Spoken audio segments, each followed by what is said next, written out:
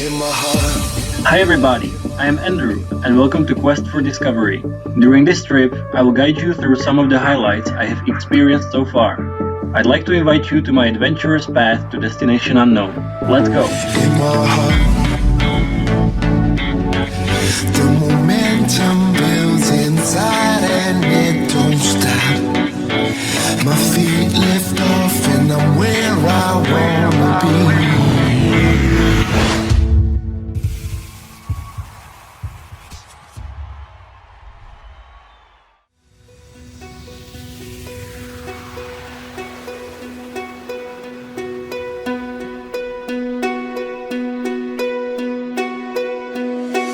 When we first came here, we were cold and we were clear, with no colors on our skin.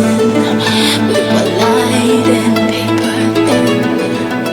And when we first came here, we were cold and we were clear, with no colors on our skin, till we let the spectrum in.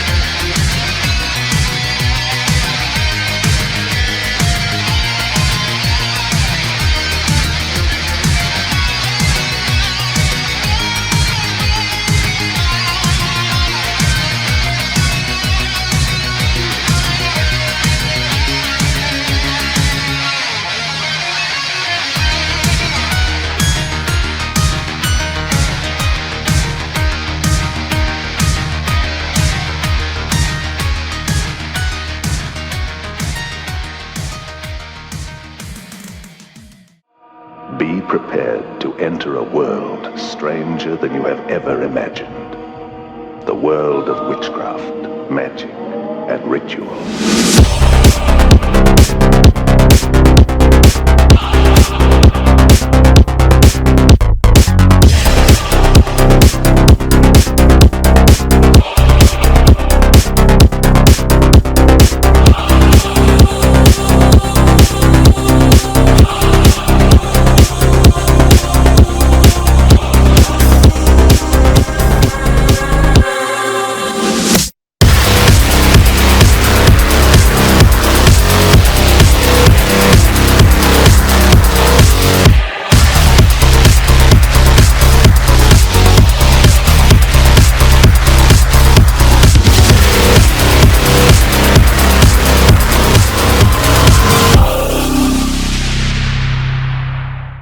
Hello everybody, I would like to welcome all of you who have come.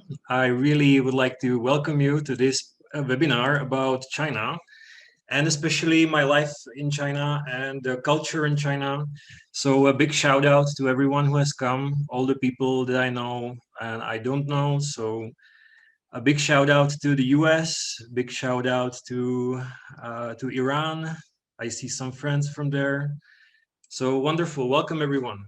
For those who don't know me,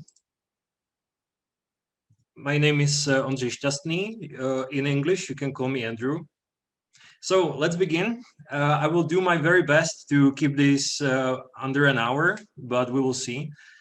The main reason we are here today is to discuss China, so I'm really happy that you are interested in such a topic.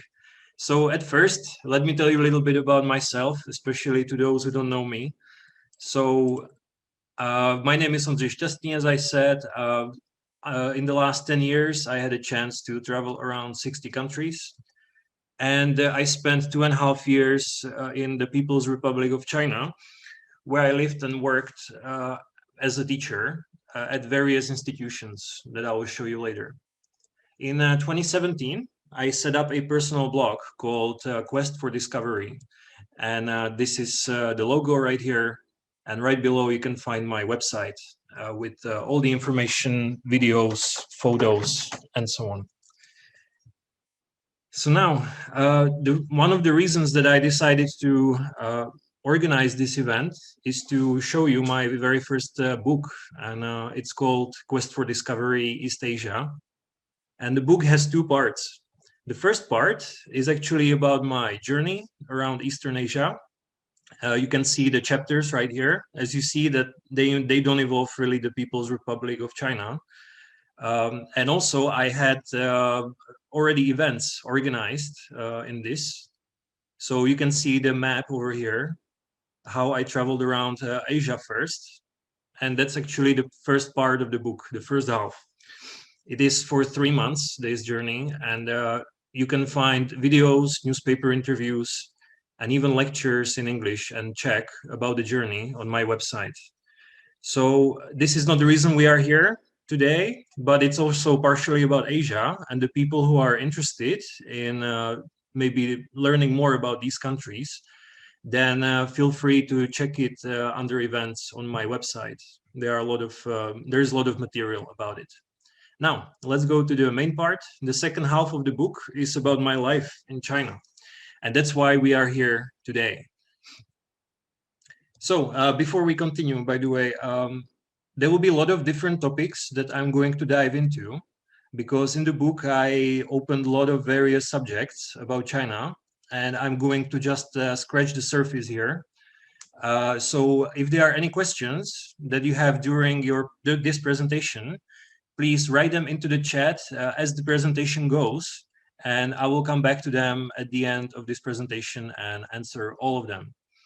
So first, you may ask me, why would I move to China? So I have come up with 4 reasons, and the first one is probably the most important, which might disappoint a lot of people, I think, and it's just pure pragmatism. What do I mean by that is that I was at the stage of my life when I wanted to earn money as quickly as I could and while traveling. So I wanted to earn money for my future travels. And I was thinking that moving to China might be the easiest way to do it, and actually traveling around China at the same time. So pragmatism was my very first reason. The second reason was a sense of adventure. As you will see soon enough, China is a really crazy place, full of adventure. And this sense was definitely fulfilled. Then curiosity, because as I traveled around Asia, and that's also the last one, interest in Asia after the 3-month solo journey. As I traveled around Asia, I realized that for China, I would need a lot more time. If I wanted to travel just around, I would need at least 6 months to see most of it. So I was thinking that actually working and living in China might be the best option when I can earn money while actually discovering this huge place. So let me show you a little bit of my jobs in China. I had various jobs where I was teaching teenagers all the way to adults. This is one institution, the private one. Here's another private institution. Then over here, this is another private institution. And the last one here is a public university where I had up to 60 students in one class. So yeah, it was pretty varied in private sector and also in public sector. And to show you where I worked exactly on the map. So you can see the map of the mainland China over here. And the blue pins represent where I lived over the 2.5 years. And the green pins here represent the provinces that I traveled. So as you see here, China has lots of provinces, and it also has a lot of dialects and a lot of minorities. So China is not exactly a place which might be seen as united under one language, under one culture, but it is rather a place of a civilization, like a civilizational state, which shares the cultural aspects. Now, there are various parts of China where the dialect, the people and minorities are vastly different from the Han Chinese. And Han Chinese are basically this bright green area. Now, Han Chinese, speaking Mandarin, basically dominate the rest of China. And you can see here that there are various interesting dialects around. These are the major dialects and the major languages. But sometimes you can just even find dialects and different languages, even from city to city. So you can just travel for 10 minutes, or you can take a train and travel for 10 minutes, and the people there will speak a completely different dialect, and people may not understand each other. So just a while back, actually, Mandarin has become sort of lingua franca in China, and people use it to communicate with each other. Now, obviously, these kind of differences among people have brought a lot of wars. And if you look at Chinese history, it has been rather disunited than united as we see today. There has been a lot of warlords that simply took up arms and started rebellion against dynasties, or there were even foreign invaders, either Mongolians from the north, or in just quite recent history, Japanese or British.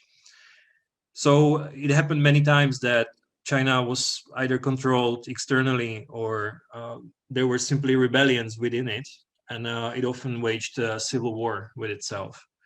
But despite all this, China has certain culture and a certain civilization that still sticks with it for millennia. It may change the ethnicity, it may change certain habits and culture, but the core remains. The cultural core remains. We are going to discuss it soon enough. Now, what I discussed exactly in my book, in the second part, as you see here, are the topics that I dived into in quite a detail. And that's the reason why I had so much trouble actually creating this presentation, because I had to pinpoint the most important aspects and basically just scratch the surface of these subjects. I'm not going to talk about all of it, but here in the contents, you can see that it is basically a series of essays that I wrote about it. It is not like the first part of the book where I mainly describe a story that goes through various countries. But here it's more like my thoughts and experience from China, as I write it in these series of essays that you can find here. So it does not really follow as one story behind each other, but rather I come back to certain memories and experience in these subjects. Now, let's have a look at another one.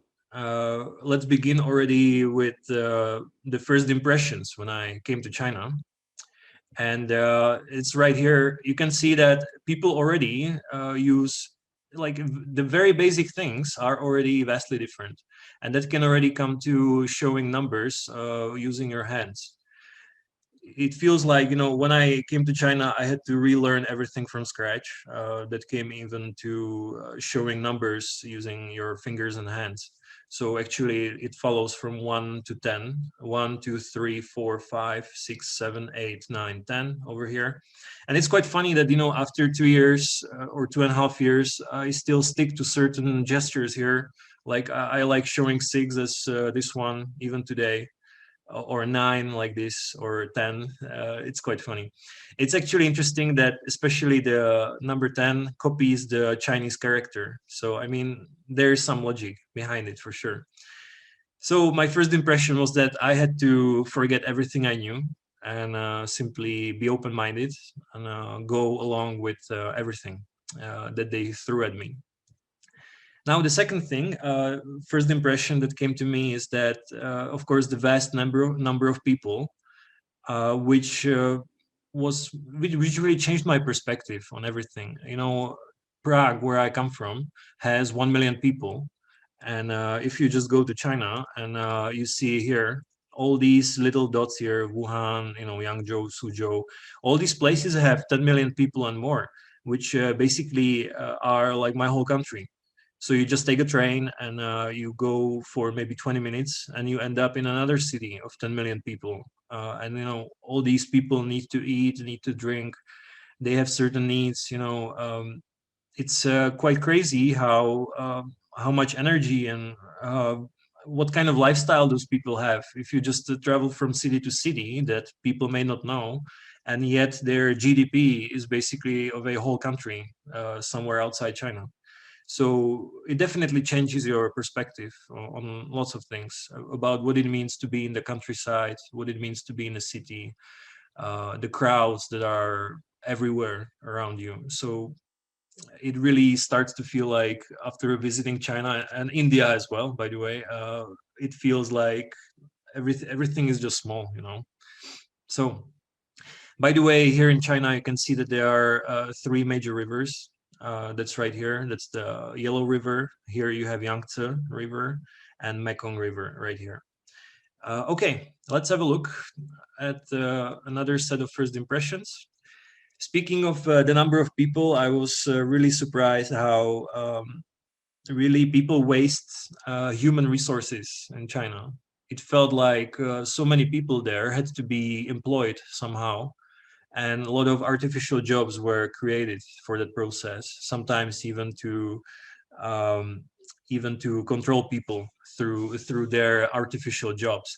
So actually, what we have here is a guy who simply stands by the elevator, and if something happens, he stops it, or he simply helps people to get on the elevator. Sorry, the escalator. So that's about it. Yeah, that's his whole life, you know. And throughout my time in China, I saw a lot of artificial and meaningless jobs that simply people were doing. And for that reason, you know, the labor cost really goes down, because if so many people are there, they are willing to do a lot of work virtually for little money. The same goes over here. When I visited one public toilet, you see that the individual in such number of people doesn't really matter. So the toilet staff billboard here actually shows 2 cleaning ladies, and they are not given names. They are given numbers and letters. I've seen it a few times in China that people were not really given their proper names, but especially those at the bottom of the hierarchy were seen as like a number, basically, because they could always be replaced. There was always a feeling in China that almost in any job you could be replaced, because for every job there are dozens of other potential volunteers who would like to do it. So then this picture is telling you something about contrasts in China. That the first one here is from the public toilet that were obviously really dirty, and there was just a hole in the ground. You know, there was not much. And the last picture here is from Beijing, where new toilets were built, and you could even get your toilet paper after scanning your face over here. So based on your face, they would scan your face and give you the toilet paper. So then you just take a bus and you travel for 100 kilometers to a smaller town, and then you have to share some kind of a huge hole with villagers, and it's also a public toilet, you know, seen as a normal thing. So China is a vast place full of crazy contrasts from, you know, between people, especially, you know, rich and poor, or successful, unsuccessful. You can see a lot of huge differences among people, which might be quite surprising for officially communist country. Now, these are the first impressions. Let's move to entertainment and how entertainment vastly differs in China. First, I had to learn a few new games that were quite popular. The first one is mahjong, and let me show you the video here. The basic idea is to collect stones like this, and each stone has certain characters on it, and you simply need to create a line of these stones. I was quite lucky in this game that I did not really need to continue, because I did it quite quickly. Maybe they had let me one. I'm not really sure. So here I stayed with a Chinese family, and it's very common for Chinese families to have such mahjong tables at home, and a lot of friends use it for gambling. And even though gambling is illegal in China and it's not really allowed, it is still very common because there is supply and demand. For this very reason, for gambling, China has designated Macau. It's a city nearby Hong Kong. It is basically semi-sovereign city they designated it as a casino of China, and yet gambling is still very popular in China. Now, the next part is chiangqi. This is the Chinese chess. I had to learn this one too. I played with these guys. They completely destroyed me afterwards. So as you see here, it is not your average chess. The people like to play outside a lot. Yeah, that's part of the entertainment too. So each figure basically has just a character on it. So you only know it from character. You have to learn certain characters. And for the people who enjoy chess, the logic here is pretty similar to simply capture the king. But there are two major differences, or three. The first one is that figures are completely different in the way they go around the board. The second is that the king can only move here within this circle. He cannot move outside, unlike in international chess. And then in the middle of the chessboard, there's a river across which only certain figures can go. So it's quite a different game, compared to chess, but it's still within the same logic, and it's very interesting. I would recommend it for sure. Although mostly old people play it in China. Mahjong is more popular everywhere in China, with its own variations based on provinces, but chess is very popular, especially among old people. Now, a poetry game is another one. It's especially something more of a traditional thing now that's coming back to China. And as the name already suggests, it is two people here basically fighting together, almost like having a rap battle, but using poetry in a traditional way. And they also clap the wood. They clap the wood together for the rhythm. You can check it out. 不及啥，都不及。中安的历史长又宽，中安的思想宏又专，中安的发展稳又健，中安的前景璀又璨。歌舞升。 So I have no idea what they are saying, but people were laughing. It should be a comedy, and yeah, it was rhyming. I could hear that it was rhyming really well, and it's almost like a song. So many games often are partially censored in China, sometimes for political things and sometimes for cultural things. So this especially goes for video games. For example, if you have a video game that maybe shows certain videos from history that are banned in China, then the game would not be allowed to be put on the market unless they scrapped the piece of some video or picture even that might contradict the narrative of the government. And cultural, I write here because there is a very interesting aspect, for example, that in certain games, if you play some game that is very violent, then blood and bones should not be seen. So especially bones are sort of censored in Chinese games, if you play the Chinese version, of course. So bones should not be seen. You will not find bones in games. There's a certain superstition around it. So we can, and it's actually censored centrally. I was quite surprised, but we could say that it is censored not for political reasons. So that's why I write cultural censorship as well. Maybe there are more aspects of it, but this is the only one that I've heard of. Now, the last part is that rappers celebrate socialism. So you will find hip hop in China and a lot of art, but it is of course stifled by censorship, and people are not really allowed to explore all the topics and subjects or even criticize things. So that means that hip hop kind of lost its meaning, as the rappers are condoned by the government and have to rap. They have to rap about certain topics that are allowed. So, of course, the topics that are allowed are socialism, for example, celebrating it. So basically what I want to say that artists are generally very limited in the comedy that they can do or music that they can create and so on. Now, let's continue.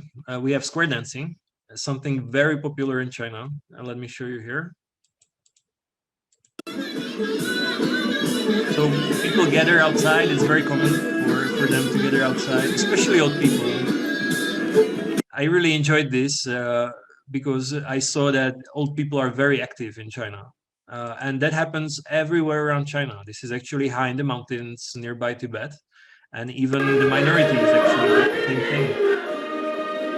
So this is something that I've seen overall in China, that it can be done individually, just 2 people doing this, or it can be even, as you see here, 100 people doing it all together. And they are always welcoming, and they want to show you how to do it. So here we were dancing together, I remember, with this kind old lady. They are always welcoming. They always want to have fun, especially when they see foreigners. Everybody starts, pointing camera and so on. Okay, so the last piece here for entertainment is KTV. And let me show you what it looks like. It's basically karaoke. I really hated this place, and that's basically the only video that I have from this. And KTV is, very popular, especially among young people. They go in and they choose certain Chinese songs that they sing. But that's maybe what I really didn't like about KTVs. As I said, that music is really censored in certain areas, and if you go to KTVs, you can just choose Chinese songs mostly, or a very limited list of foreign songs. And then there's a special KTV, which is especially designated for business reasons. Although you might find it funny as you see the picture here, there are ulterior motives behind it, and I will describe special KTVs a little bit later. But I would like you to know now that special KTVs are not for the same reason as KTVs. They are mainly meant for business. And the girls here, of course, it can lead to prostitution, but not every time. Now, I will describe it later when we go to business. So let me tell you a little bit about the difference between the West and China in entertainment. Live Beijing opera, theater, and other high culture in major cities are mainly for the rich. So it happened to me a lot of times when I asked my students that, even adult students, most of them had no idea about theater or opera or concert. When you are in Europe, you have easy access to high culture. You can go to theater, you can visit opera. Or yeah, it's pretty easy generally, especially even you get discounts as students. But in China, it's not very common to find people who simply attend these kind of events because they are not available. Yeah, I mean, one might blame it on basically that there are so many people that they create so much demand that these concerts become so expensive. Or you could maybe even blame it on the cultural revolution. That's what we will talk about soon. That means that the traditional Chinese culture has diminished a lot over the decades earlier. But I don't want to just go further. Let's just stay here. Now, Western entertainment of clubs and cinemas are particularly popular among young people and families in major cities. So young families, I mean, so like cinemas especially. So if you want to go to a club and enjoy some kind of Western music, you will find it mainly in Shanghai and basically major cities along the coast. If you go a little bit into mainland China, it's not very popular. People are simply not that Westernized yet. I would definitely say that there is a trend for young people in China to go into clubs and becoming more Western. There's definitely this cultural influence. But yeah, a lot of young Chinese people simply like to play games, on the phone or on the computer. So that's it. Let's move on to cyberspace. In cyberspace, of course, I'm sure that all of you know that China censors the internet. As you see here, it's called jokingly the Great Firewall of China, and Google here is crossed. So that means they control the information that gets in and out of China, and they control it a lot. There are ways around it because, of course, without it, I would not, or let's say if I could not get around it, I would not stay in China for long because simply the internet doesn't work. And the only way around it is called VPN. there is a way around it called VPN, which actually masks your IP address. Now, of course, the government and the service providers, they know about it. When people do it, they kind of tolerate it. So especially if you don't use VPN for kind of political activity, it gets pretty much, it gets tolerated. And if you try to use different services, like Tor, especially Tor, and they really cannot see what you're doing, then I think there might be an issue afterwards. But with VPN, it's just through a different IP, and it looks like you are joining the web from, let's say, the US. So then you have access to all the forbidden sites. So I would say that 99% of Chinese don't use VPN.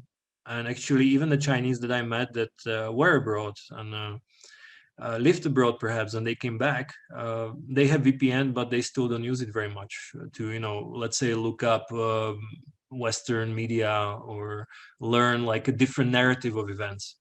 And the reason for that, I was quite surprised myself, is that this kind of censorship is really brilliant in a very dark way. For this way, they have an app that will substitute the Western apps, and in a very detailed way. So for example, when you have Google is obviously banned in China, so they would use Baidu. For Uber, they would use Didi. For YouTube, they use Youku or Bilibili, or even TikTok, perhaps. Now, Twitter, they would use Weibo. Tinder, they use Tantan. MasterCard, Visa, they use Alipay, UnionPay. Instagram, Facebook, they use WeChat. WeChat especially, I underlined it here. That's the most essential app you need in China. And Amazon or eBay, they use Taobao or Jingdong. I'm sure that you have never heard of these apps, most of you. And yet these apps and the companies behind them are equally rich to Facebook.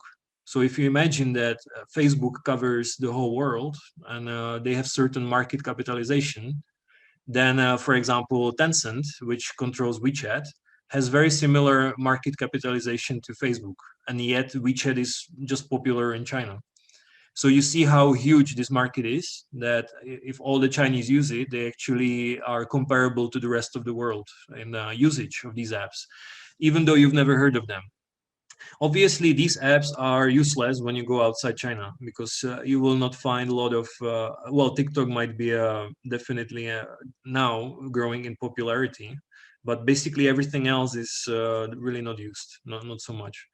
They sometimes have their own Western way. Like if you have Taobao is the Alibaba, right? So you might have AliExpress, which is the westernized version of this website. And you can have something easily delivered from China. Now, why did I say that this kind of censorship is brilliant? Is that when I was in China, there was no other way actually to go around. So, even though you could use these apps using VPN, they were not really useful because everyone in China was just on these apps, and you had to download them and use them as well. And they kind of like got used to it because you cannot live without them now over there. They may, life without them would be really difficult. And even if other apps were allowed, all of them are already on these apps, and they are kind of condoned and supported. So you would, for the same reason, you don't download these Chinese apps.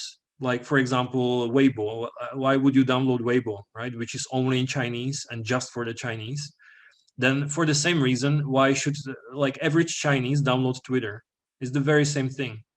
So even though it is censored and you can go around it using VPN, you download Twitter and it's in English. I'm not sure whether Twitter is translated into Chinese, but you would know friends around you are actually using it, and you would have a viable alternative like Weibo.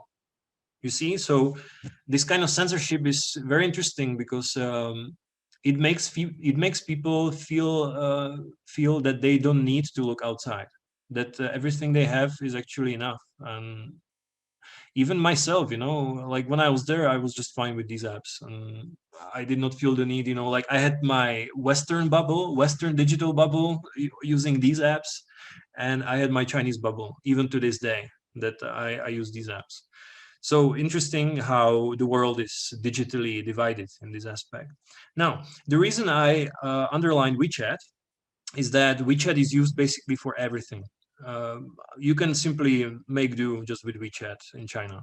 You can use it to top up your mobile phone. You can use it to pay for water or electricity. You can use it for charity.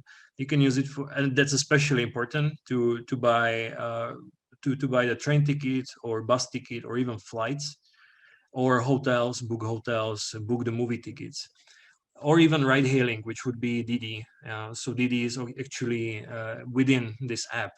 So you would load it up with digital cash, and you would just use it on a daily basis. And after a while, I did not really use cash in China. It's very common that people don't handle cash. It's not very common. So you can see a few examples here that people just put the QR code on their stand, and they just you scan the code, you send them the money through WeChat, and that's it. And if you hand them money, like, they might actually refuse it. Yeah, it's happened a few times that they don't really keep cash with them anymore, and they might accept cash from you, but they would give you the change using WeChat, which happened to me a few times. So most of the times when I lived in China, when the payday came, I loaded up my WeChat for a month, and I really didn't touch money afterwards, like cash. Now the same is here. You can see the QR code very clearly right here, and you can see a QR code here, paying for parking. Now, what I found fascinating here is that digitally speaking, like digital literacy of old people in Europe or in the West generally is really bad. Most people really don't know how to handle a phone, like a modern phone or certain apps. But while in China, you can go to even the most remote village, to a restaurant, and you can pay with WeChat there. So this app basically took over China completely. Yeah, it was pretty interesting for sure. Now, obviously, this app tracks all your transactions, and they know everything, what you're doing on this app. Now, let's continue here. Using WeChat, I often just found myself ordering everything online. As I told you before, human resources are really cheap in China. So I often ended up just having everything delivered either to my door or when I was outside with my friends. And the delivery just cost maybe 6 Czech crowns or 10 cents, in dollars. So it's pretty cheap, and you often just end up being very comfortable and having everything delivered somewhere. Now I see that it's becoming very popular now, especially during pandemic, that people just deliver everything to their place. And I was quite surprised to see how many people are willing to do that, even in Prague. But it's very expensive, I would say, especially compared to this service. So the last part here that I want to mention is that this is Alipay. This is one of the ways of paying too. You can just connect it to your bank account. And here they scan your face, and the face then gets connected to the ID, and the ID gets connected to your app. And then you can just pay by simply smiling. I'm sure that a lot of Chinese actually use that. And I've seen it also in McDonald's and KFCs in China. I have never used this one. I'm not sure whether it would work for me. Maybe I would need to set it up somehow, but you can see how digital paying is popular to the extent that people just scan their face to save a few seconds. Now, the last part here, speaking of cyberspace, is the surveillance that's everywhere. So as I told you before, you need to order, if you want to be smart, then you need to order your tickets on WeChat or simply on these apps. Then you come here to the train station and you have to pick it up using your passport. Of course, each ticket is linked to your passport. And therefore, if you have, let's say, invalid visa and you are overstaying in China, they would know immediately. So there is no way around it. It's for buses, it's for trains, even if you go within China. So this is something that is really different from any other country that I know. Of course, as there are so many people, there's no way to avoid the crowd. So, but the smartest thing would be to buy it online and simply come pick it up. And as a foreigner, you cannot pick it up from the machines that you see over here. If you are a local, you can order it online and then you get it printed from the machine. But as a foreigner, you have to stand in the line anyway. So yeah, that's a little issue here. Now, as I told you before, you are controlled using, or let's say pairing the passport with your ticket. So this is how it works afterwards. You get the ticket and you have to scan it so they know exactly whether you came or left and arrived at your destination. So let me show it once again. All right, it gets scanned, you take it, and it opens. It's actually basically everywhere, and if you come to a very remote place, it gets controlled manually by people, whether it corresponds or not. So there's no way around it. The only way to travel around China without being monitored might be using carpooling, simply hitchhiking, and that's about it.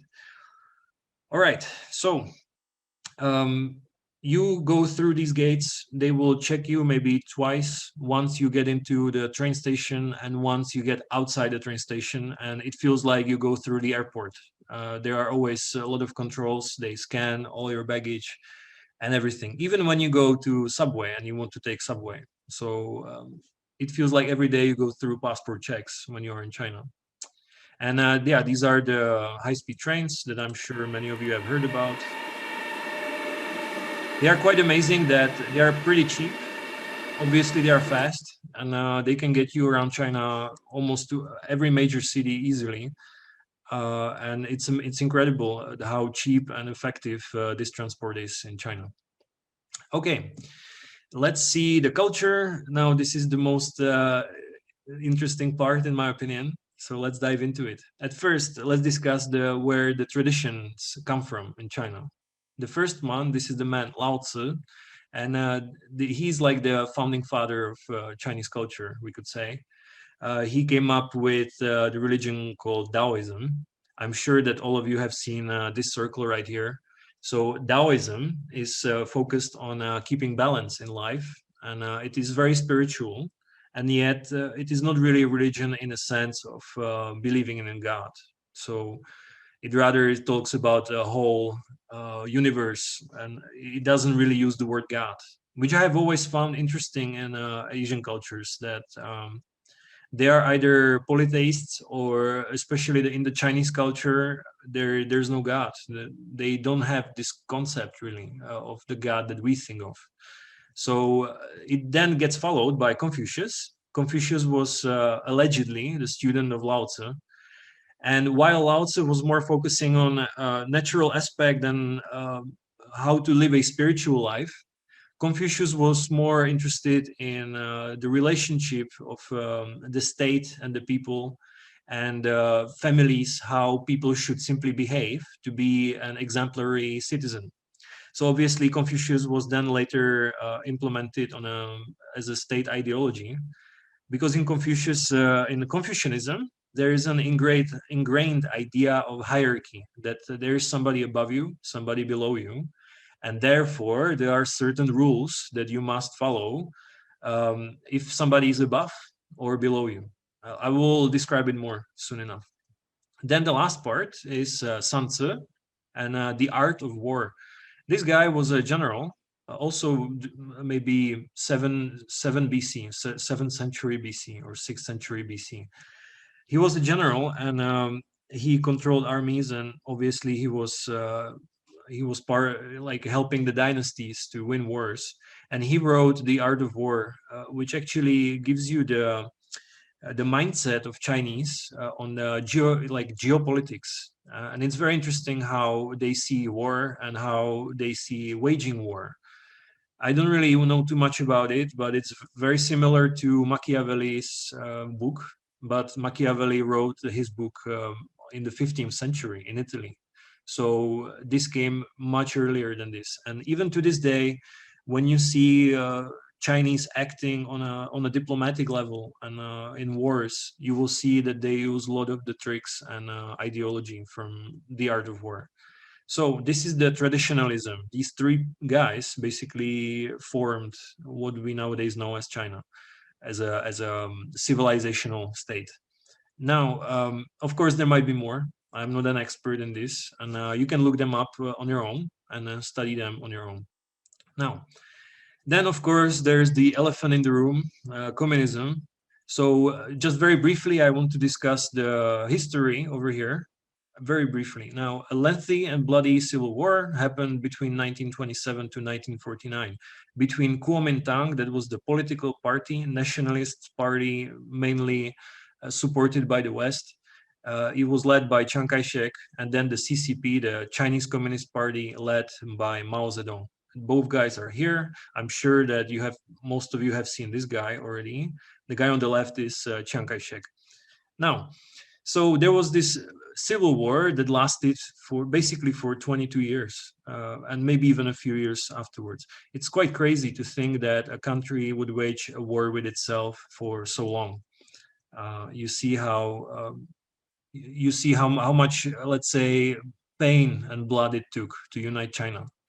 Now, a Japanese occupation happened between 1931 to 45, and during this time, actually, Chiang Kai-shek and Mao Zedong were more or less cooperating against Japanese, but it was just temporary, because obviously both these guys had very different visions for a united China.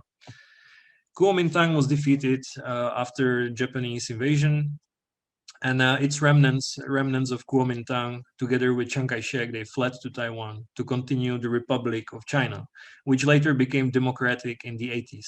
So Taiwan, to this day, is a very controversial issue because it's basically a civil war that has not finished yet.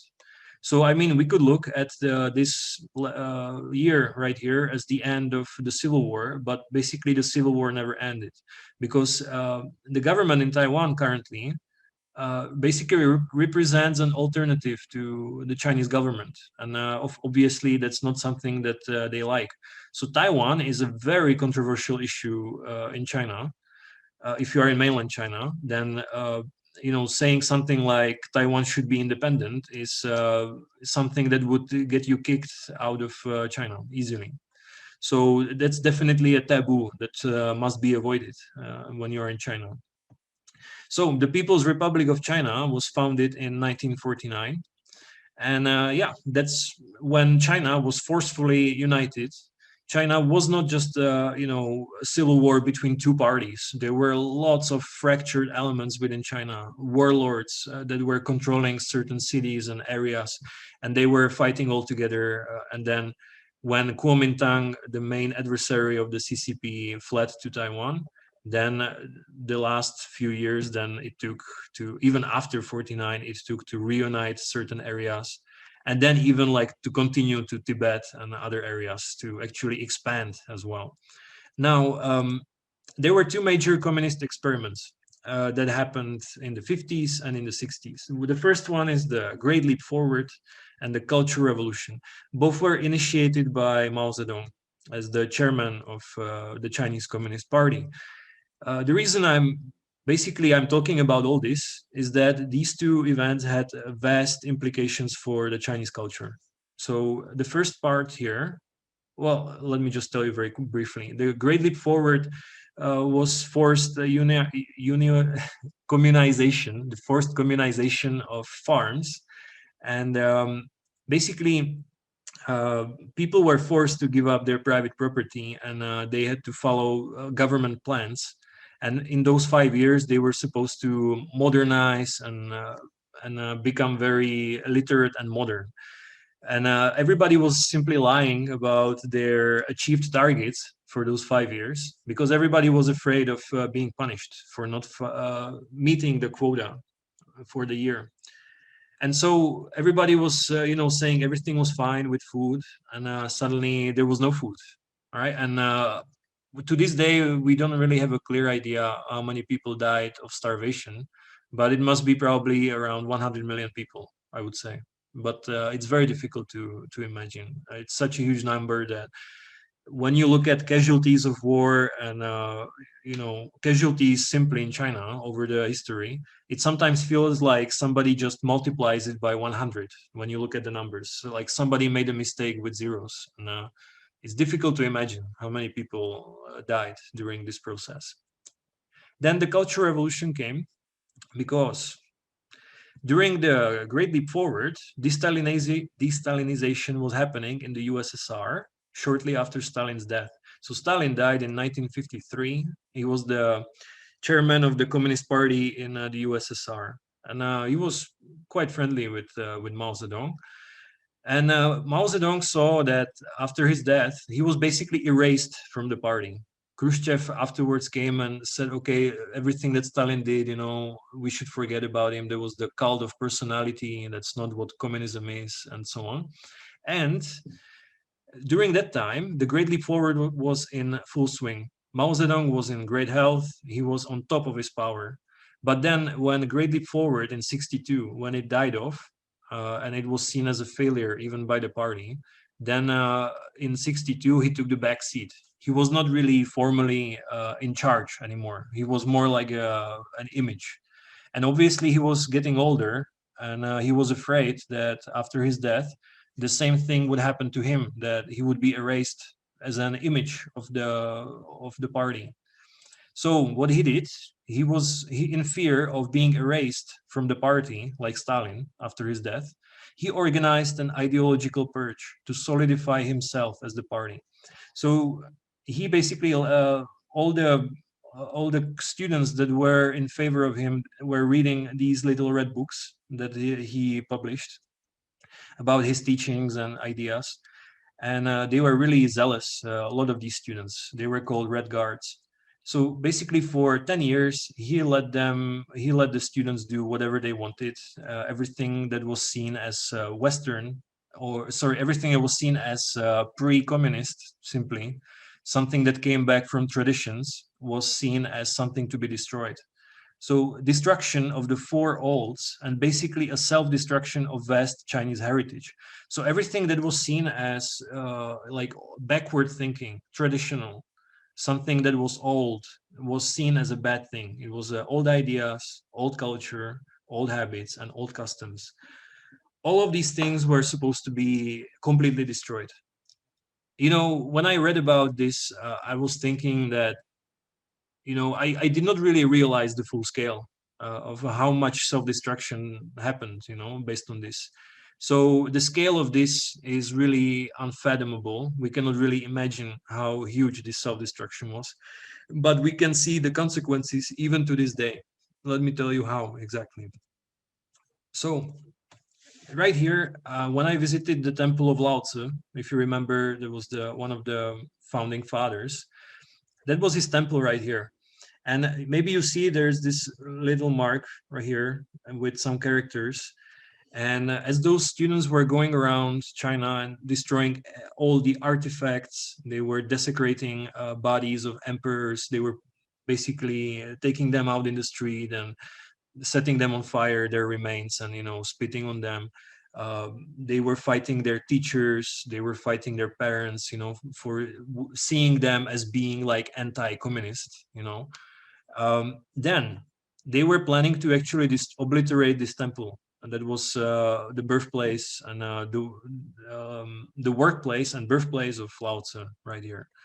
And from what I was told is that these characters say, "We pledge allegiance to Mao Zedong," and only because of this little sign here, they did not destroy the temple. The students, obviously, that were going around. So I mean, when I watched this, when I saw this sign over here, I was thinking that it's like, you know, imagine that Czech students or simply students just go out and start destroying cathedrals and major places of traditional culture. All right, so that's like the extent of self-destruction that happened over the span of 10 years. And to this day, traditional culture is obliterated, basically. China is now trying to build it back. And China has arguably become more westernized. As a result of this, it's quite ironic, and especially in certain areas. In traditional Confucius culture, there are clear roles for women, for example, obviously more traditional. So, for example, women today in China, they are like equal. They are just like in the West. So this is one of the results of this policy. Now, I don't know to the extent like Mao like had an idea for China to become Western, but what is definitely true is that Mao stays iconic.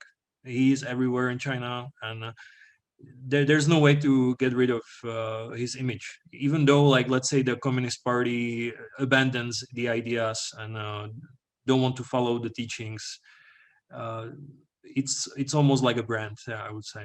So there's like no way to get without him anymore. So basically, he succeeded. Yeah, Stalin was erased, and Mao succeeded. Now, I hope that now we can see how the culture is reflected. I'm getting to 1 hour closely. I will try to get it quicker. So there are some important aspects of the traditional culture that still remains, and I would say it's like getting some revival for sure. So we can translate Guanxi. This comes from Confucianism, and it's translated as connections, or we can literally translate it as relationship. And that's very interesting because, you know, when I say relationship in English for myself, I would think of something very different from what Chinese think. Let me tell you how. So we have a Western network right here. When I make connections with others, it's usually quite simple. And there are not really too many obligations that I must follow to stay in a relationship. While in Chinese culture, these are the relationships. Everybody's connected to everyone in certain ways, and everybody sort of owes some favor to somebody. It's very common to find this. Let me give you more examples. So a whole different philosophy of creating relationships coming from Confucius. Chinese have a strong sense of hierarchy, which is interestingly flexible. So in China, people have a clear idea about who is figuratively above them and who is below them. And they have a strong sense of this. They really see it as something very important. Creation of bonds for possible future mutual benefits. So in the future, when Chinese create a relationship, let's say friendship or a business relationship, there are some obligations that you must follow. And if you don't follow them, you can easily break the relationship. Sometimes these obligations might be very difficult to see as a foreigner, especially because you never know when you should do things that are expected of you, or when you simply destroy the relationship for a reason that for you might not be that clear. So there are these mutual favors, especially in business. So in relationships, it is expected to give back. I give a lot to you, you give a lot back to me. And now this is the key point here. Relationships are more important than laws in China. So, you know, in China, I was always thinking like that it's a police state and there are laws everywhere. There's so much order and everything. But at the same time, it feels like the laws are on paper and they can easily be avoided if you have a relationship with somebody who is responsible for enforcing them. Let me give you an example. For example, there might be some foreigners that work illegally in China, all right? They will not have the proper visa. And there will be schools that have a connection with the police station in the city. And they know, the police know about it, but the person there has a relationship with the person at school. And therefore they overlook the visa issue, and they are fine with it. But at the same time, they would go and bust a different school in the same city for the very same reason.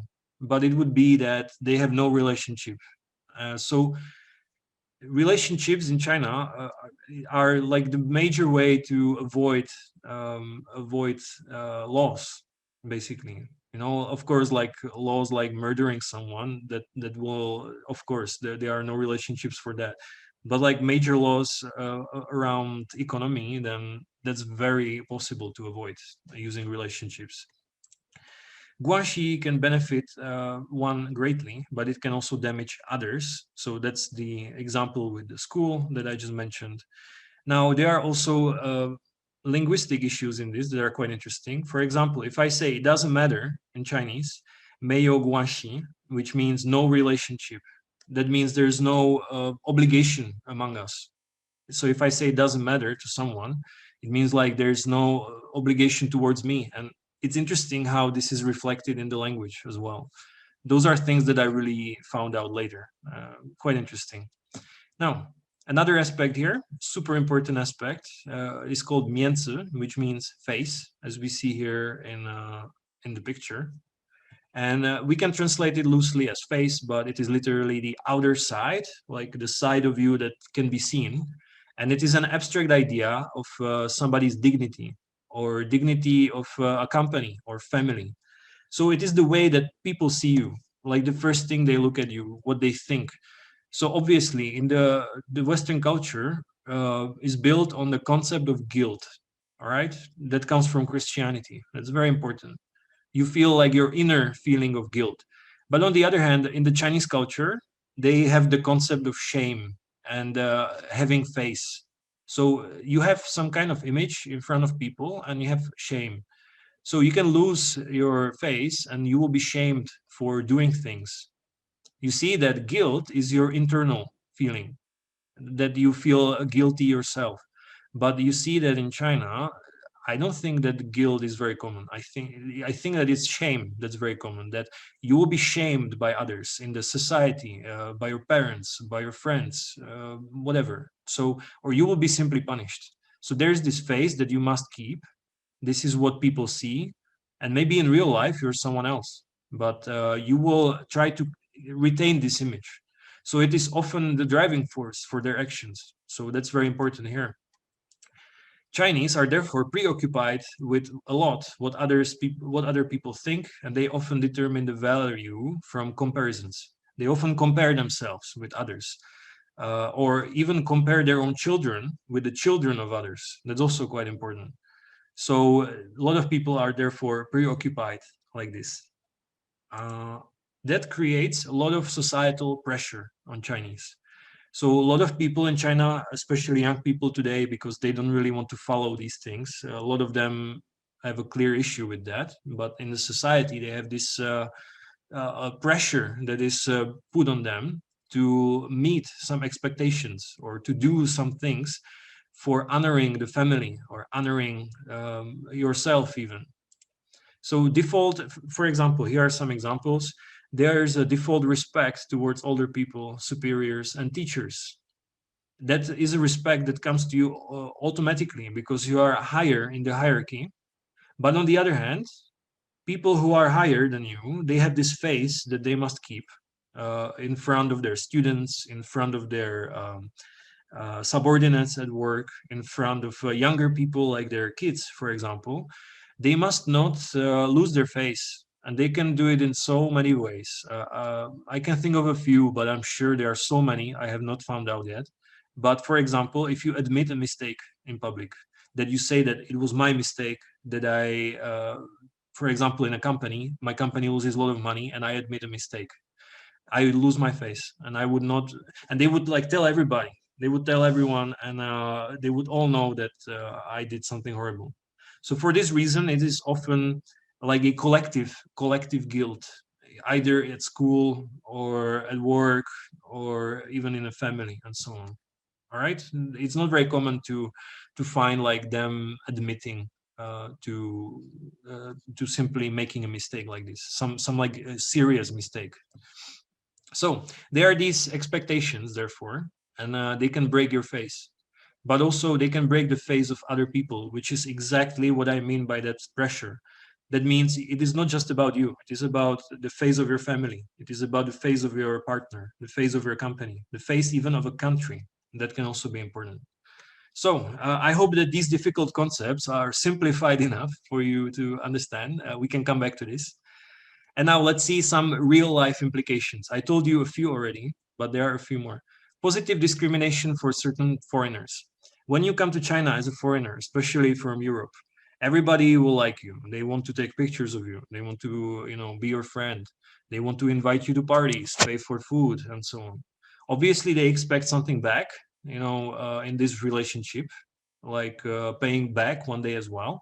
But they often, want to show off to their friends that, like, hey, I'm cool, I'm here with this foreigner, I can speak English, I can do this, and they will like post it everywhere and like show off, simply because there are not so many foreigners in China, and they are seen as, being higher on this hierarchy that is very difficult to see sometimes.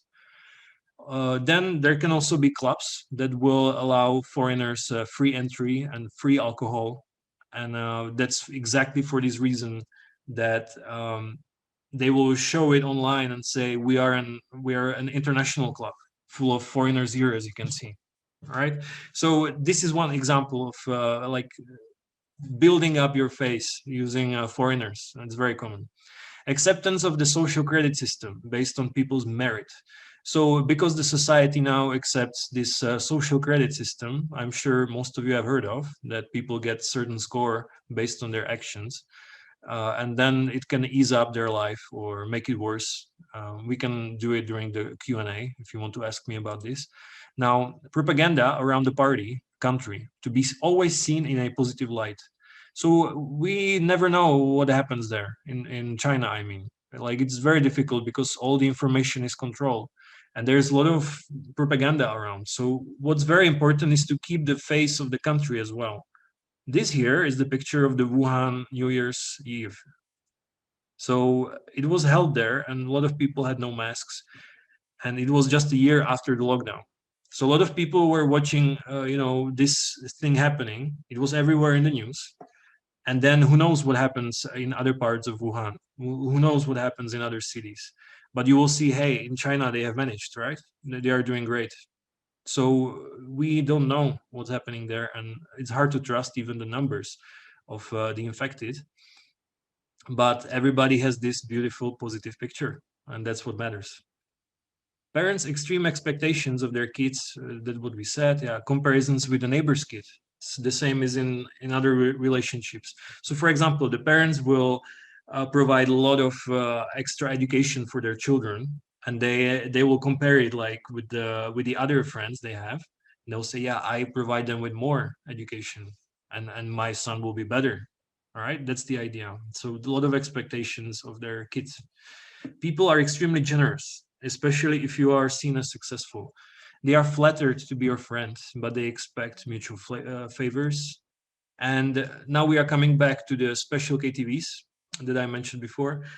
Especially in business, it is very important to maintain the relationship. It is not like that we become friends and I will just call you once a month. You have to, especially in business, you have to, and like every week, you have to invite the businessman into some kind of restaurant or maybe special KTV. Obviously, if you want the business, you must pay for everything, and it can be very expensive to maintain. And you need to get drunk with them. You need to have fun with them, and special KTVs are exactly for that reason. Now you saw the girls there, right? You saw the girls in the KTV, and prostitution there is very common, of course. But I mean, the idea behind it is that the girls are there like to massage your ego, to feel better when they laugh to your jokes and they play games with you, right? And meanwhile, you just have fun with the businessman. You pay for everything. They go home, maybe even with the prostitutes here, and then the next day you can call them and set up the business. So I mean, it's kind of like an important aspect to do just before you do the business, and it's important to maintain it because you can easily lose your business contract, even if you provide a really good quality of products or service. They might go with somebody else who might not have the better product than you, but they have better relationship with the business partner. Okay, let's talk about Mianzi in like few photos that might show you what I also mean about this.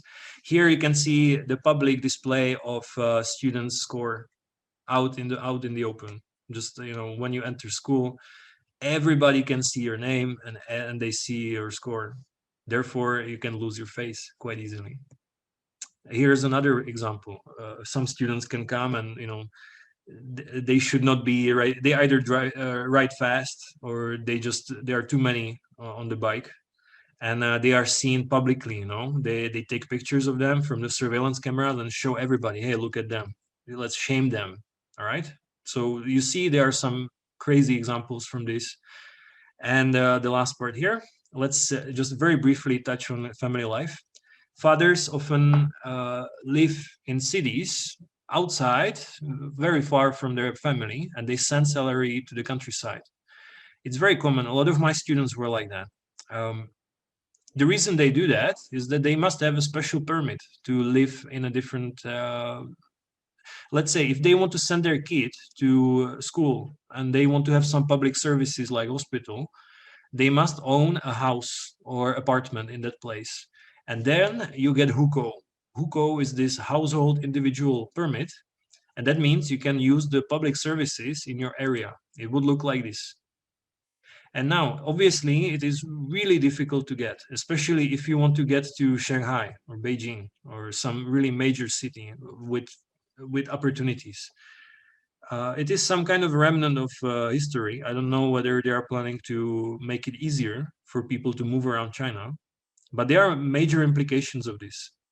Because, you know, the reason they came up with it was that if you plan centrally, if you have central planning, you cannot allow people to move around because it would destroy your equations. You have some kind of formula. You write, okay, I expect this many doctors, I expect this many people working in this field. And you cannot then allow people to simply move out and go somewhere else easily. All right, there must be some kind of process that they follow. And therefore, you also must have Guanxi. In many cases, you need a lot of money to get hukou. And then you need also relationships, maybe with somebody in that office. And to give you an example, all right, it's like traveling in a different country. For example, you come from Sichuan and your family is here. You have hukou right there. You have a house and so on. And for example, you want to go to Jiangsu, all right? The most prosperous province in China. So we want to go here, and it's very difficult, you know, to either buy a house or even get hukou. You need Guanxi for hukou.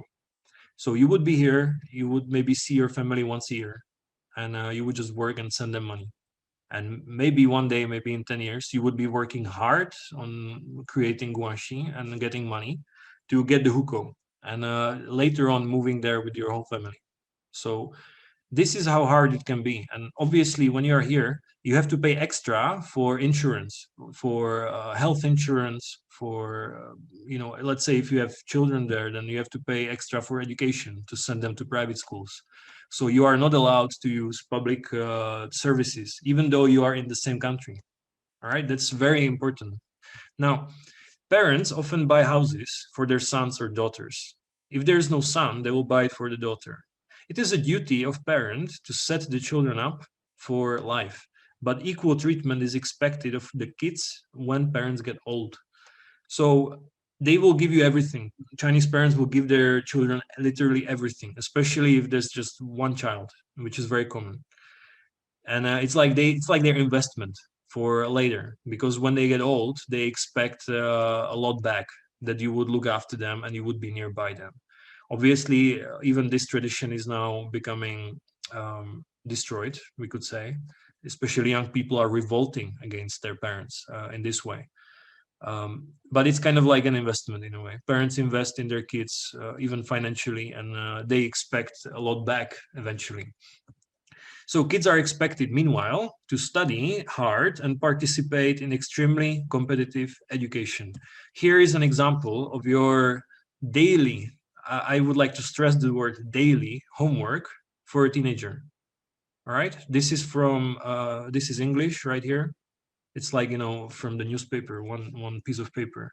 This here is math, and I don't know what it is. This one might be Chinese. All right. And so basically kids go to school at 7 in the morning. They come back home at 6. All right. So they're even like little children, and they get so much homework. It's unbelievable. So they will work on it, you know, until 10 p.m. and they will just repeat the same process the following day. And then if it's not enough, there are these two major exams. It's called Zhongkao and Gaokao. Zhongkao is for entering high school or middle school, and entering middle school. and Gaokao is for entering university. Now, these exams are brutal, all right? They look like this. Basically, you have all China together, all the teenagers, they compete to get to the best schools. So imagine, let's say you have 100, well, that's maybe too much, maybe 50 million students competing for the best schools in China. And of course, it is across provinces, all right? So there are some, they try to make it more fair towards people who live in the countryside. I don't know exact conditions there, but this is definitely, Gaokao especially, is the most brutal exam, I would say, in the world. There are 9 subjects at least, and you even have to take PE, all right? Physical education. So for example, you want to study English or you want to study math. You don't have to be, or let's say, you must be good at everything. You must have the best score in everything. So if, for example, if you want to study math and you have the best score in all the subjects, but then PE is not okay, there might be somebody else who has PE even better than you, and therefore they will get into the school and not you. All right. So a lot of the students there, they are super hardworking, disciplined, very questionable whether they are smarter as a result, but they are definitely good exam takers. All right. A lot of, in my life, most people in China, like the vast majority, could not even utter a word in English. All right. Even some of my students started like that. They knew a lot in grammar and they knew a lot in writing and so on. But when I gave them something to write, they were great, but they could not utter a single word. Maybe you could blame it on there not being enough opportunities to speak. But I mean, I have seen the college. I've been to college and teaching there. And when you have 60 students in one class, there's not really much room to have a chat. And they are not really even used to it from early education. So the final part, finally, is stereotypes. I hope that it's not too boring for you. I will stop soon. So stereotypes. Here is the first stereotype of China, which you can see that there's this guy who always shows the belly and smokes, usually people in the face. So there's this Beijing bikini, it's called. And it's very funny because you can see it around China that people just show their belly like this, especially some fat guys. Obviously, this is a stereotype, right? But you will definitely see that when you go to China.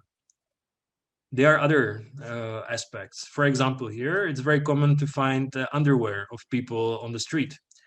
Mind that this is in Shanghai, nearby the center in the Bund. There's a major area called the Bund, and you can find the local people still hanging their underwear here like this. It's, yeah, I was quite surprised. This is the most international part of China, by the way. Over here, yes, when I was walking once on the street, I saw this. They were preparing a dog for eating. Obviously, the stereotype is that Chinese eat dogs. I would say that vast majority of Chinese don't eat dogs.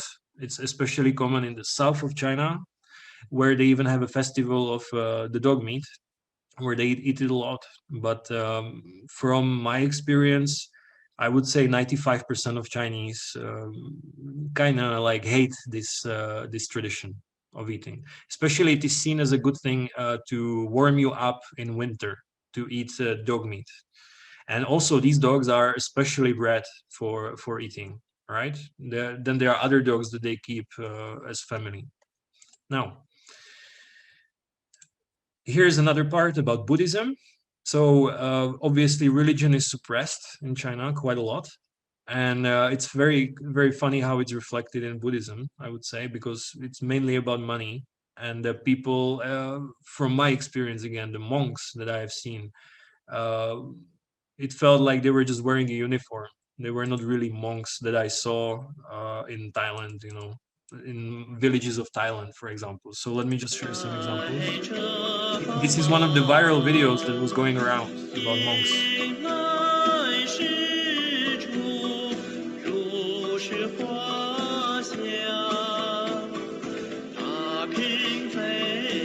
So they don't really live, as the monk should live. And now again, one might blame it on the Cultural Revolution or the suppression, that it's more like, for the image. And this is my own video right here. This was viral, and this is my video from nearby Tibet. Maybe it will not be easy to see, but I was in one of the temples in Tibet, and the monks right here, they are sitting in front of heaps of cash. They just have cash right here in front of them, and they expect, you know, to get more.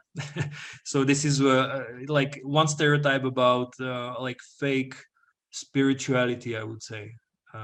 Yeah, even churches were just, you know, blank walls, and I did not feel spiritual at all in a church in China. Now, stereotype here is that when you go hiking in the mountains, everything is, you know, beautifully prepared. You have the road where to go, you have stairs, and lots of people. So even if you go like to major areas for hiking, you will often, you know, end up meeting lots of people. It would look like this. And, you know, there are these official routes that you should take. Obviously, you can go somewhere else, take a different route, and you will not find any people, because Chinese, that's again stereotype. Chinese like to be comfortable when they travel. So even when we were high in the mountains, lots of Chinese were coming, and there was not much of air because we were quite high already. And they arrived by plane. I was quite surprised because therefore it was a huge shock for them.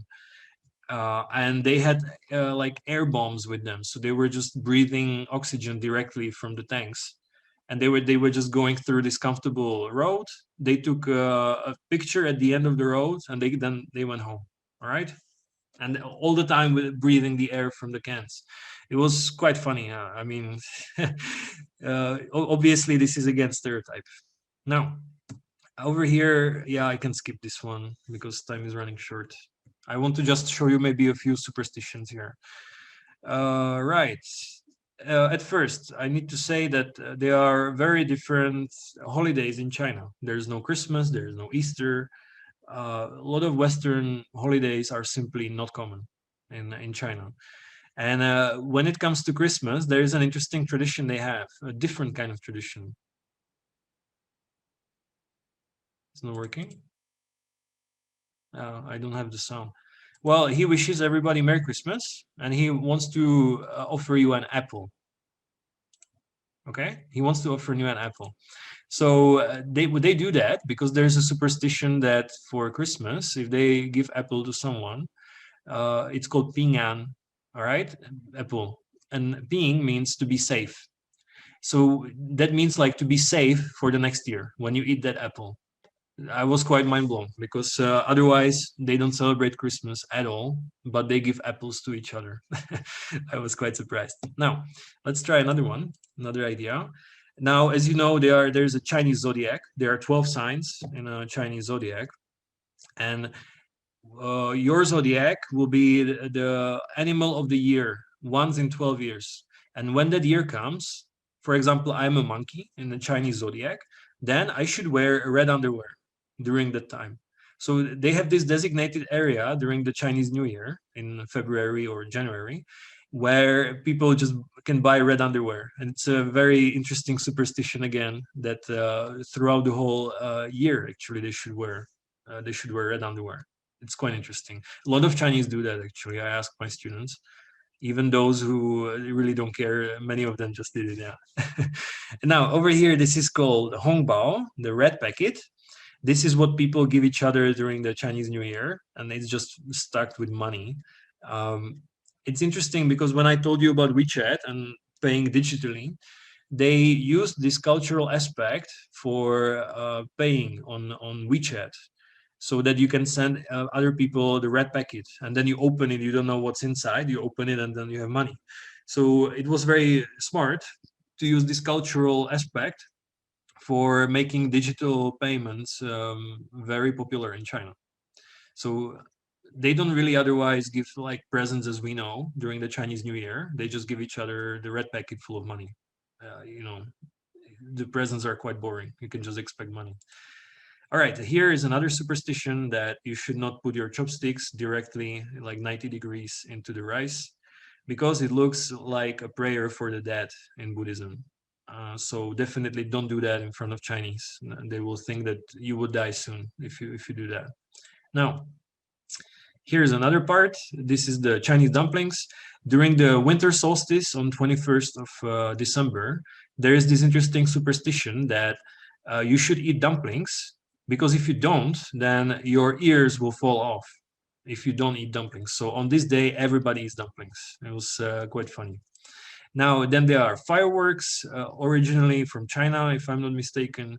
And fireworks is something that people shoot up when something successful happens in their lives, so that everybody around them will know. Like, you either open business or you get married, you will shoot up the fireworks so that you can let everybody know and that this happened to you. Maybe it's a part of faith. It's interesting to think about it. Then there are superstitions around numbers, especially number 8 is seen as very lucky. So especially 8 times 8 is a number that might be often used for Wi-Fi passwords. So if you try to crack one in China, you might be lucky with this one. Or it can be used for the license plates. It's very common too. And obviously you will show others that you are rich, because these kind of numbers are very popular and therefore they will be very expensive as well. And here we have number 4 missing. All right, it's quite interesting. So 1, 3, right? B1 actually, I think, might be the substitute for number 4. There is this superstition that 4, you will say, I'm not a sinologist, all right? So I have no idea exactly in the tones, but it sounds very similar to death. So there's the word s, 4, and s, death. It sounds very similar. So for that reason, like, we have number 13 and they have number 4. They simply try to avoid. It's an unlucky number because it reminds them of death. Then there is number 666, which is also quite funny, because, you know, in European culture, 666 is like a devil's number, while in China it's considered a lucky number, like being cool as well. So it's often they will just say it even in the language. If something is cool, they might say Leo, Leo, Leo, which means 666, to say that something is cool. And now I'm getting to the end of my presentation. I hope that you had a good time. I see that there have been a lot of questions accumulated, but feel free to ask me anything right now. So my travel memoir is available on Amazon.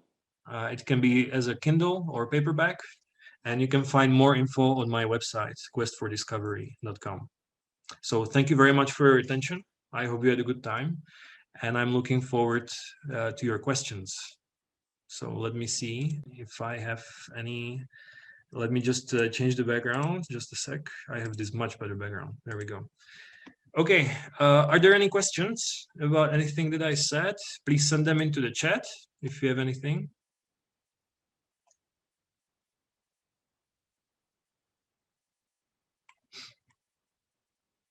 No, there are no questions at all. Do you intend to have a part 2 once travel opens up? Traveling back to China? Or where? Or you mean the book? Or other continents? Yeah. Well, I was planning it last year. I wanted to travel for the whole year in South America. I have the second book finished already, but I need to edit it. That's about the Middle East, India, and North Africa. And also, I was planning the 3rd major trip. Now, is it true that in China there is a social credit system? Yes, it is true. Now, if you remember, I said that Guanxi, the relationship, is more important than laws. And this is one of the examples. So social credit system will especially affect the people who don't have the relationship at the local police station. This is the first thing. The second thing, that it's in many places it is still beginning only, and there might be a lot of issues with it. And from what I heard from my Chinese colleagues, a lot of the people get the second chance to simply, when they come, and they will simply say, I'm sorry, I did that. They will get it erased, right? This part. So it is there for sure. A lot of people have been affected by it in a bad way, some in a good way. if you follow the certain rules. But I would say that most people will be unaffected. Like the richer people will be unaffected for sure, especially if they have like connections with somebody in the party. Do you see yourself living in China or another country again? Nope. Another country, that's a big question. But I don't, China for 2.5 years was amazing. I had a great time. I'm very thankful for having this opportunity. I had a great time there. But I don't want to come back again. It simply is like I got older and I have different priorities now. That I'm focusing on different things right now. So going back to China, I don't feel like I would be going forward, and I wouldn't learn too many new things anyway. And another country, difficult to say. Right now, I don't think that it will be possible in the near future. I don't want to live anywhere like around Europe, like moving outside to go to a different European country. But South America might be nice, I think. Maybe Chile might be cool, but might get a different idea if I travel there. Any other questions? How come people didn't lose faith in the government after a great famine? Very good question. I think many of them did, but it was suppressed. And, they got new faith. Probably a lot of them got new faith when, what was his name?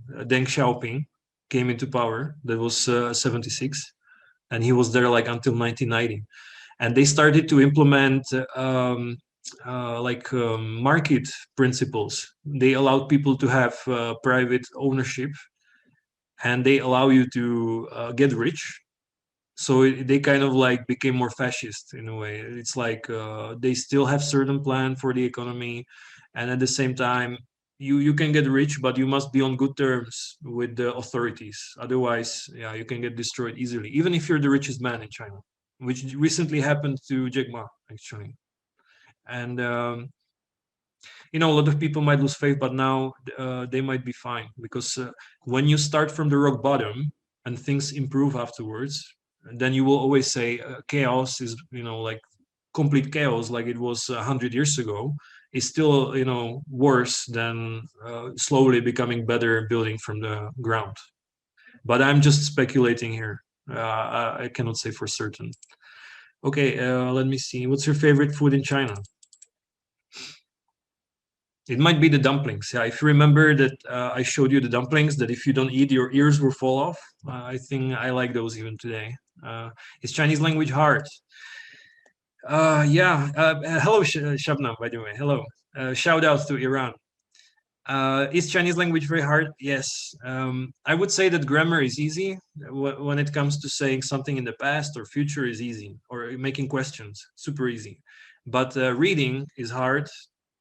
And writing is difficult, and also the pronunciation is hard, because if you remember, I told you that number 4 sounds very similar to death, and I cannot even pronounce it because they are these tones, and I cannot get them right. It's a different kind of logic that you must use when you speak. It's like music, when you change the intonation in the language and in the voice that you are using, you can change the meaning completely. All right, and also the way you write it will be a different character. Did Chinese women try to marry you all the time? Look, in China, when you get married, it is not just about the girl and like feelings of love. It's also you are getting married into the family, and family is very important in China. Like if they don't like you as a family and as a foreigner, you will probably not be liked, even if you like to get inside the family this way. If parents, like I would say 95%, if parents tell the girl no, she will tell you no, that she doesn't want to get married. I think they are all for having fun, but if they are not really serious in this way, that the girl, even if she likes you and falls in love with you, she would be seen like, she would be shamed by the family, that, if they are not liked. And look, this does not happen only to foreigners. This also happens inside China. So for example, you have 2 Chinese people falling in love, everything's beautiful and so on. but their parents hate each other. All right. So let's say the mother doesn't get along with the mother of the boy, and if they don't click, if the family doesn't click, then you have a big problem. You will probably not even get married, even as two Chinese. Yeah. So it was more about fun than love. Obviously, if you are there for a short time, if you are in China or like traveling around, you are not planning to get married. Yes, Dominic. Yeah, shout out to Dominic. Okay. Anything else? How does the Czech Republic government or its citizens see China now because of the breakout of the coronavirus? Are relationships or relations strained like they are in the US? Very good question. Just 2019, I believe it was. I was still in China. One of the person from the government, I don't know who, I forgot the guy, but he went to Taiwan and he had some kind of speech there. He made like a huge celebrity out of himself for a week. And I remember that even like Chinese people were asking me questions about this guy because obviously we are like poking China purposefully, for this reason, because exactly in China you have the exact topics that you should avoid, and then you can say whatever you want, and this is one of the topics you should not even open up. Look, personally, it is not my fight. Personally, I'm not there, to stand up and fight anyone. I don't. It's not my fight, let's say. And I think that the relationships were getting worse even before that, diplomatically speaking. Now, I think that the sentiment is overall negative already, and it had been already before that. And now when it broke out, China sold a lot of defective products, especially tests, to Europe. So a lot of people seeing like China not following or like informing the world what was happening, not closing down, and allowing people to travel abroad, but not within China. And then it spread out, and then they kind of trolled the world by producing, and boosting their economy by producing the tests and all the kits that you need for checking the people whether they are infected. So obviously, I think that the public image of China got worse. The face, right? They might have lost face in the eyes of certain people, for sure. But I would say that the relationships had been breaking already before that, when that senator went to Taiwan to give that speech. That's just my opinion. Now, any other question? Let me see. Maybe I skipped some that I didn't see. Incidentally enough, and Astral okay. Oh, a question around the name. Not sharing the real names. Are they using just numbers or, for instance, nicknames? If you are referring to sharing the real names for the toilets that I showed you, it's not their choice, really. It was the employer, if that's what you're talking about. I think so.